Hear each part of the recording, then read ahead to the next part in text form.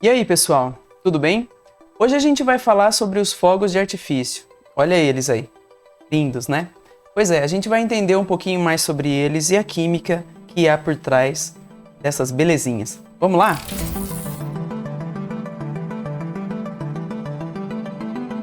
Bom, basicamente eles têm alguns componentes em comum. Então todos os fogos de artifício vão ter alguns componentes em comum. Dá uma olhadinha aqui, ó. Então o que a gente tem? A gente tem as estrelas, né, que são sais inorgânicos que conferem as cores aos fogos de artifício. A gente vai dar uma olhada quem são esses sais. A gente tem o explosivo e, pasmem vocês, a pólvora foi descoberta pelos chineses há mais ou menos 1000 anos e ainda não se conseguiu obter uma composição que tivesse mais sucesso do que essa daí. 75% de nitrato de potássio, 15% de carvão e 10% de enxofre, que é o que compõe aí esse explosivo, né? A pólvora. Muito bem. Também existe aí uma quantidade de oxidante, tá? Esse oxidante, o que ele vai fazer? Ele fornece oxigênio para que a combustão continue. Até porque, quando a gente pensa num fogo de artifício, todos os componentes estão enclausurados ali num tubo, né? Então não existe contato com oxigênio externo e o oxidante está lá para fornecer esse oxigênio e manter a combustão a todo vapor. E por último, a gente tem ali os estabilizadores. O que é que serve isso, né?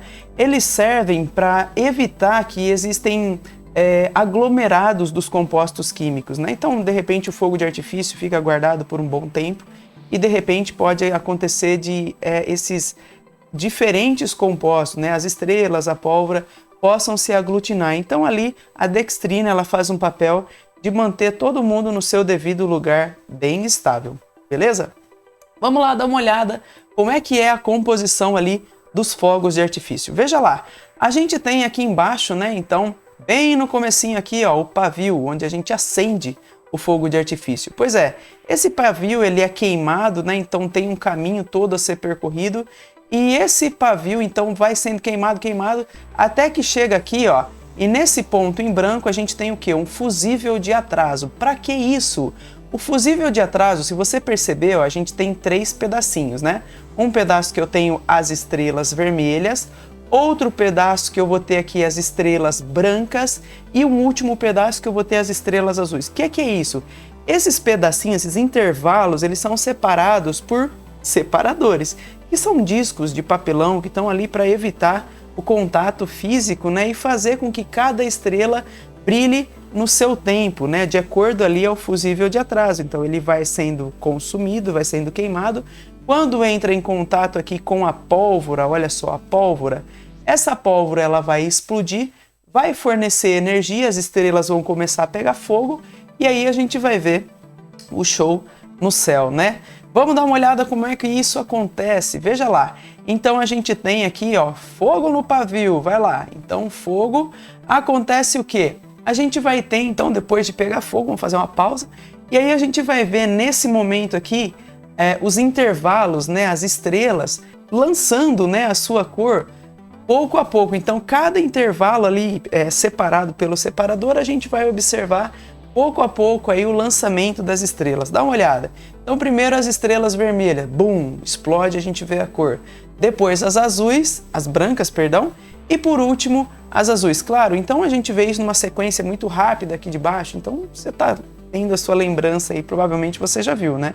Não vou simular aqui um fogo de artifício, que isso é muito feio. Mas vamos lá, não vai ficar legal no vídeo. Segue aqui, ó. O que mais que a gente tem, né? Então nós temos aqui as cores, né? Então cada cor de artifício, a gente viu lá, cada cor dos fogos de artifício, a gente viu no slide de trás, a gente tinha vermelho, branco e azul. A que se deve essas cores, né? Se deve a diferentes sais químicos que são colocados ali nos fogos de artifício, ok? Geralmente são cloretos, ok? Olha lá, nós temos aqui o cloreto de estrôncio, né? Ou sais de estrôncio, que vão conferir a cor vermelha. Depois o laranjado é devido aos sais de cálcio, símbolo químico Ca. Em terceiro lugar, a gente tem o amarelo aqui, né, o sódio, né? Você pode ver a cor do sódio na sua casa, sabia? Se você pegar NaCl, sal de cozinha, polvilha lá no fogão, mamãe vai ficar brava. Você polvilha lá, você vai ver que a chama azul, sem fazer propaganda, né, de ninguém, a chama azul vai ficar vermelha. Por quê? Porque a gente vai ter ali o sódio brilhando, ok? O verde do bário, certo? Azul, cobre. O violeta é a mistura de azul com vermelho, cobre mais estrôncio. A gente enxerga o violeta, maravilhoso, né? Magnésio, sal de magnésio e alumínio, a gente enxerga prateado.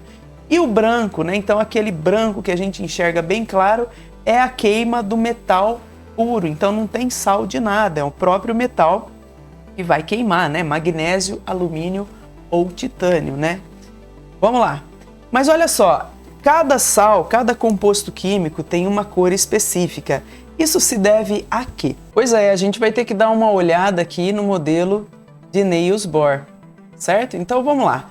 Niels Bohr, esse simpático jovem que você vê aí à esquerda, foi ele quem conseguiu postular aí a nova teoria do modelo atômico, certo? Então tinha alguns postulados, eu não vou falar de cada um deles aqui, não é o escopo da aula, mas o que ele viu que foi brilhante, né? Ele conseguiu dizer que os elétrons, que são essas esferas, essas bolinhas amarelas que estão ali circundando esse núcleo vermelho, né, numa eletrosfera azul, segundo o meu esquema bem aqui.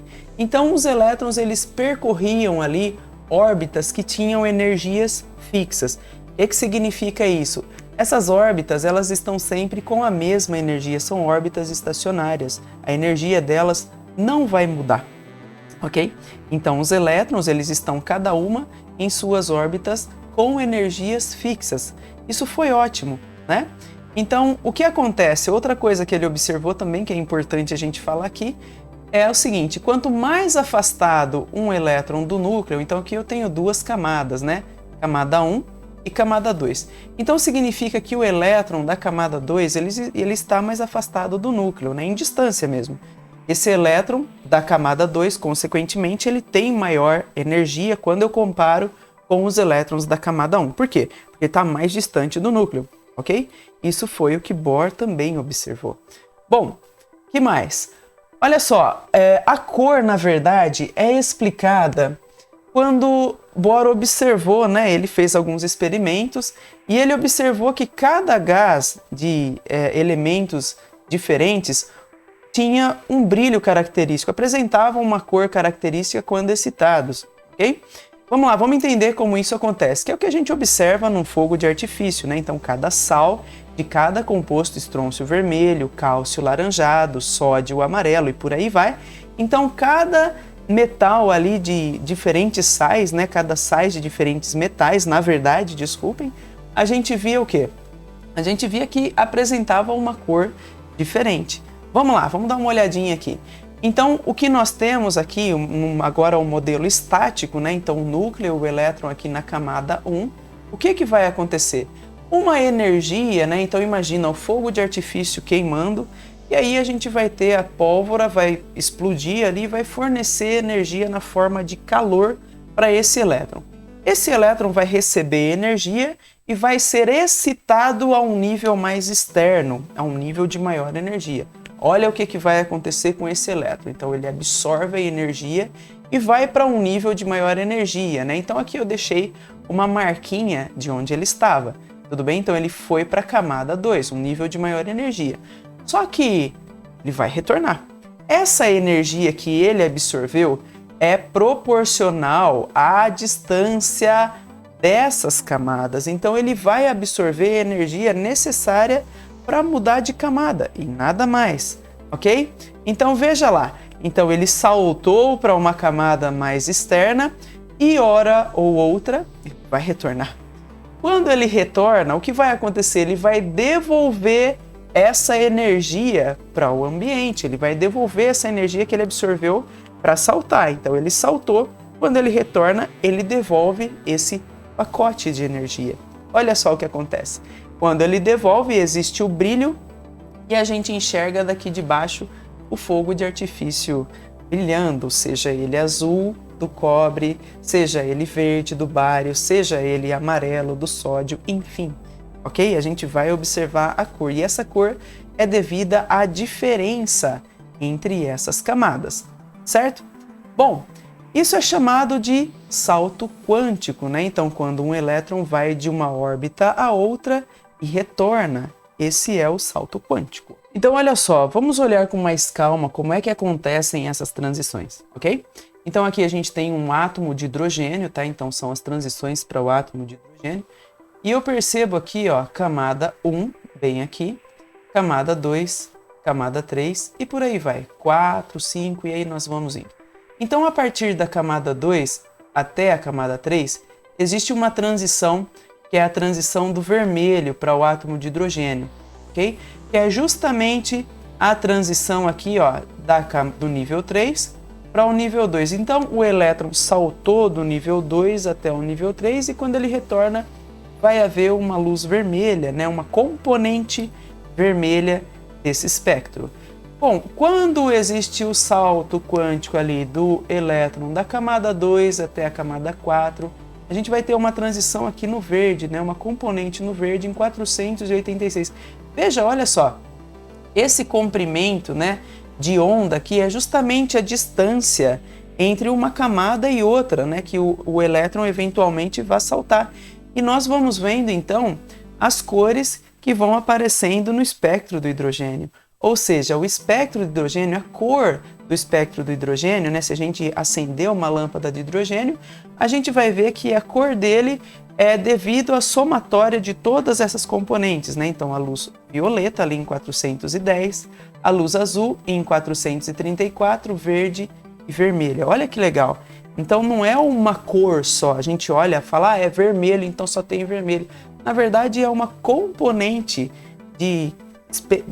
uma componente espectral, né? Uma componente de cores que vão compor aquela cor que a gente enxerga no céu, certo? Então, devido às várias transições que podem acontecer. Sensacional, né? Então, devido aí às transições eletrônicas, e isso vai variar de elemento para elemento. Isso porque essas distâncias são diferentes para cada elemento, justamente porque cada elemento tem um número de camada característico, cada elemento tem uma quantidade de elétron característico, né? Então, por isso que a gente vai observar diferentes cores para diferentes elementos. Sensacional, né? Então, é essa a explicação. Olha só, na natureza a gente observa também algum desses fenômenos. Por exemplo, aqui a gente tem alguns peixes, né, que apresentam luz, que são luminescentes. A gente observa alguns cogumelos luminescentes, né, bioluminescentes. Você já assistiu Avatar? Então, por que você não assiste Avatar? Não é tão doideira assim aquele filme, né? Quando a gente lembra de uma cena que ali os avatares eles vão caminhando, pisando por algumas plantinhas e aquilo vai luminescendo, né? Então, olha, verdade, isso pode acontecer. Tem também aqui algumas bactérias, né? Algumas algas de algumas regiões no Brasil tem, se eu não me engano, no Maranhão acontece esse fenômeno, né? Então, quando existe o atrito, essas alguinhas, essas bactérias, elas brilham. E aqui, por último, né, famoso vagalume. Quem nunca viu um vagalume, né? Então, todos esses fenômenos, pessoal, são explicados por transições eletrônicas. Legal, né? Gostou? Curtiu? Então, deixa o seu like, comenta, compartilha, segue o nosso canal e ajude os mestres a crescerem.